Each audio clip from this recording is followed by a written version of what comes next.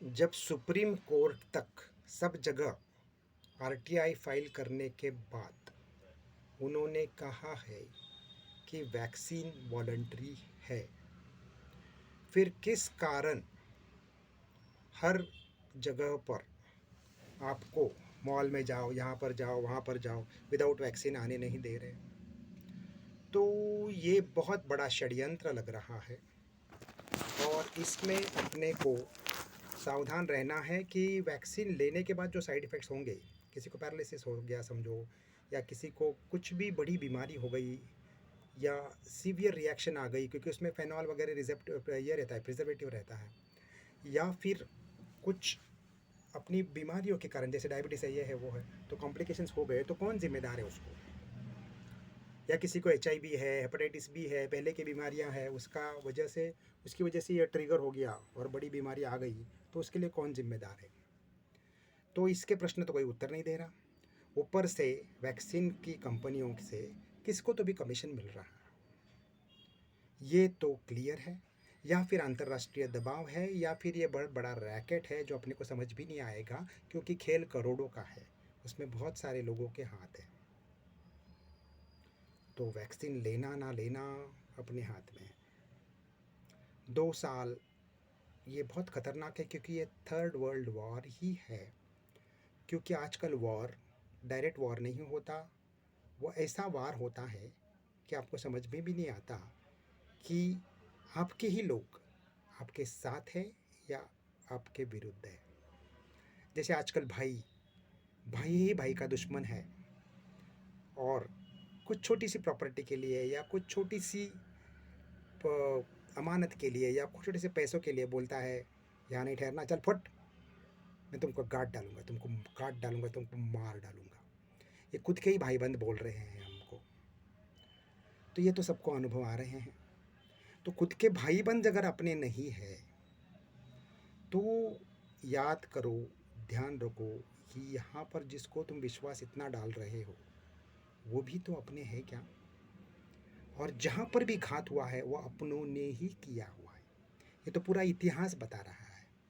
फिर भी हम इतना विश्वास उन पर डाल रहे हैं, और ये सब षड्यंत्र के मालूम होके भी कुछ कुछ लोग उसके बलि चढ़ रहे हैं।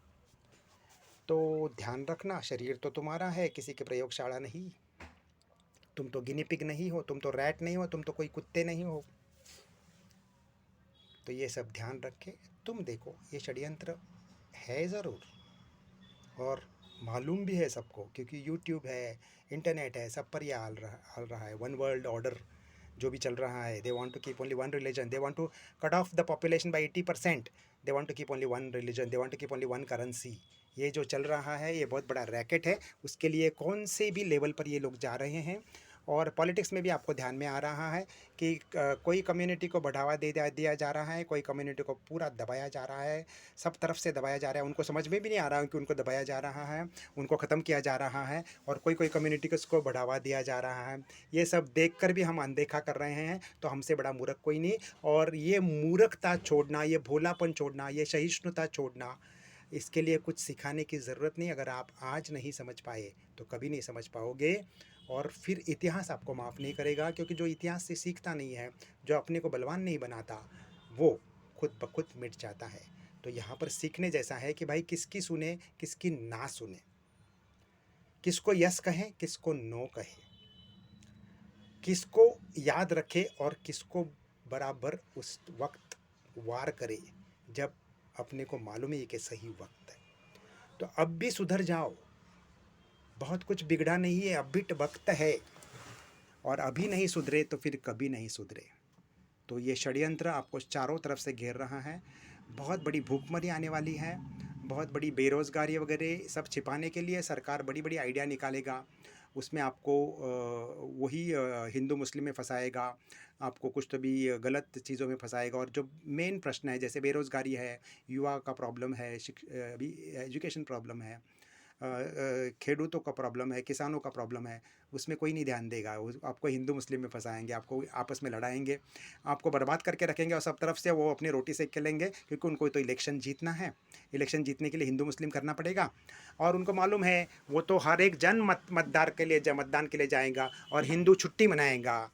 हिंदू मतदान के लिए जाएंगे नहीं, मेरे एक मत देने से कुछ फ़र्क नहीं पड़ता, ऐसा सोच के। या एजुकेटेड लोग तो सबसे मूर्ख, मेरे एक मत देने से नहीं देने से क्या होगा, ऐसे समझ के वो लोग नहीं जाएंगे, छुट्टी मनाएंगे। इलेक्शन के दिन तो काम बिल्कुल जाएंगे नहीं वोटिंग के लिए। और कितनी सारी औरतें तो है, कहाँ जाना, कहाँ समय बर्बाद करना, दोपहर को सोना चाहिए, तो नहीं जाएंगे वोटिंग के लिए। मत जाओ मत जाओ। लेकिन एक दिन जब वो तुम्हारे घर में घुसेंगे, फिर देखना तुम्हारा ये जो आलस है, ये जो अज्ञान है, ये जो मालूम होते हुए भी आप प्रज्ञापराध कर रहे हो, सब कुछ मालूम होते हुए भी, और देशद्रोह कर रहे हो वोट ना करके, और सब कुछ समझ के भी उसके ऊपर अमल ना करके, तो ये आपकी आगे की पीढ़ियां सबको बर्बाद करके रख देगा। बैंक बैलेंस होने से कोई फ़ायदा नहीं होगा अगर आप सतर्क नहीं हो कि आपके आजू बाजू क्या हो रहा है, कौन कैसे आपके घर में घुस रहा है।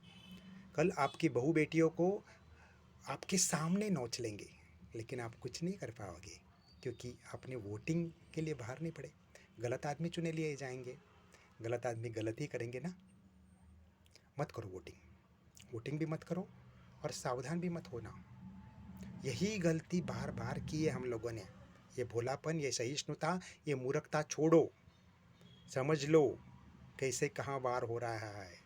दूर रहो उनसे, सब तरफ से दूर हो जाओ, उनके ज़्यादा पास मत आना। ये भाईचारा नहीं है, ये गला काटने वाला भाईचारा है। भाई भाई बन के ही घुसेंगे अंदर, मालूम भी नहीं पड़ेगा। हिंदुस्तान चीनी चीनी भाई भाई करके वो लोग घुसे थे, हिंदू मुस्लिम भाई भाई करके कितने घुसे थे। 2 देश वो लेके गए, और अभी तक और भी 4 देश होने वाले हैं अपने देश में। ये आपको सबको मालूम है कौन से 4 देश होने वाले, 4 राज्य जाने वाले हैं। ऐसी परिस्थिति वहाँ पर है, वहाँ पर कोई नहीं जी सकता, इतना बराबर ख़राब वातावरण वहाँ है। यह सब आपको मालूम है, दिख रहा है, इतिहास वापस दोहरा रहा है। अपनी आंखों बंद कर मत बैठो। ऐसे बिल्ली को लगता है कि मैं दूध पी रही हूँ, किसी को दिख नहीं रहा है, दिख रहा है। सावधान हो जाओ। अपने ही भाई अगर अपने नहीं है तो कौन अपना हो सकता है इस दुनिया में। सरकार अपनी है, लग तो रही है अपनी है, लेकिन हर एक उनकी क्रिया से लगता है कि वो उनके हाथ कहीं ना कहीं बंधे हुए हैं। देखो सब जगह ध्यान में आएगा। ये माया ममता छोड़ो, ये मुलायम रहना छोड़ो, ये लल्लूगिरी छोड़ो,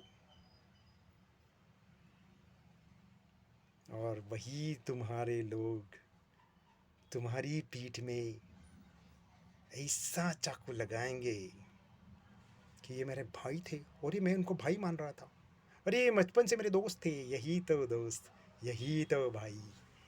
ऐसी चूरी पीछे से मारेंगे, टाइम भी नहीं मिलेगा। सुधर जाओ, वक्त सिखा रहा है बहुत कुछ। सावधान हो जाओ, सतर्क हो जाओ, अपना कर्म अपना धर्म संभालो, मरहम लगा लो, राइट टाइम पर टाका ले लो, फट जाएगा बहुत आगे। थोड़ा ही फटा हुआ है, सिला लो, मिला लो, और गीला सूखा अलग करो। नहीं तो आगे चल के इतनी भयानक बीमारी आएगी कि वही गीला सूखा जो तुमने एक साथ रखा तुमको ख़त्म करेगा। इतने उसमें से जर्म्स बाहर आएंगे, तुमको ख़राब कर देगा। मैं किस बारे में बोल रहा हूँ समझ में भी आ रहा है कि नहीं आ रहा है, वो आपका प्रॉब्लम है। गीला सूखा अलग ही होना चाहिए। हर चीज़ में ध्यान रखना। ये आलस, ये सब मालूम होकर भी मूर्खता करना बहुत महंगा पड़ने वाला है। सतर्क हो जाओ। मैं किसी को दोष नहीं दे रहा हूँ, लेकिन जगा रहा हूँ। लेकिन जो सोने का नाटक कर रहे हैं उनको नहीं जगा सकते। जो जगना चाहता है वही जगा सकता है। तो जागो, जगाओ, और जो गलत है उसको भागो, उसको भगाओ, उस तरफ भागो, उसको भगाओ, उसको पास मत आने देना। गलत गलत ही है, गलत गलत ही है, और गलत को गलत ही बोलना चाहिए, और गलत को रोकना भी चाहिए। और वो बार बार गलती ना करे ये भी देखना चाहिए। एक गलती माफ़ की तो वो 10 गलती बड़ी बड़ी करके रख देगा। जब छोटी गलती थी तभी तुमने छोड़ा क्यों? एक चूहा है तभी मार दो, 1000 हो जाएंगे तो कुछ नहीं कर पाएंगे आप। एक ही झुरल है तो उसको तभी तक खत्म कर दो, हजारों हो जाएंगे तो आप खत्म नहीं कर पाएंगे। एक ही घुसखोर है, एक ही टेररिस्ट है तो उसको उसके पाले मूल उसको कोई तो भी हाँ सहकार्य दे रहा है, ध्यान में रखना। और अतिरेकी तुम्हारे ही बीच में घूम रहे हैं तुम्हारे दोस्त बनकर, ये भी ध्यान में रखना। वो कब आपको ख़त्म करेंगे मालूम भी नहीं पड़ेगा। एक वायरस मालूम पड़ा तो आपको लगता है वो कोरोना है। अरे कोरोना के जैसे हज़ारों पड़े हैं तुम्हारे मुंह में, तुम्हारे आजू बाजू, तुमको मालूम भी नहीं है। जिस होटल में तुम खाना खा रहे हो वहाँ का बटर खाना कभी देखा है आपने? ए ग्रेड होटल में भी जाओ, वहाँ पर जो कर्मचारियों का रहने का आवास है, वहाँ पर टॉयलेट बाथरूम के बाहर साबुन नहीं है। खाना बहुत टेस्टी लग रहा है, राइट?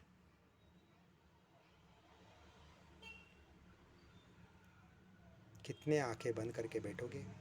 सहिष्णु, मूर्ख, भोले। आपकी सब तरफ से लगने वाली है क्लास। सुधर जाओ, अभी भी वक्त है। फिर खुद को भी माफ़ नहीं कर पाओगे और फिर पछता के भी फायदा नहीं होगा। और मैं कौन होता हूँ आपको जगाने वाला? क्योंकि आपको जगना भी है थोड़ी। कुत्ते की मौत मरोगे। पैसा कमाने से सब कुछ नहीं होता, खाली डिग्रियाँ लेने से सब कुछ नहीं होता। झूठा दिखावा करने से कुछ नहीं होगा। जग जाओ, आलस छोड़ो, हर संडे को मिलो, मीटिंग्स लो, अपने कौन है समझ लो, संस्कार करो। मिटने मत देना अपना धर्म, मिटने मत देना अपना कर्म। अब भी वक्त बचा है, वरना मुंह दिखाने लायक भी नहीं रहोगे तुम।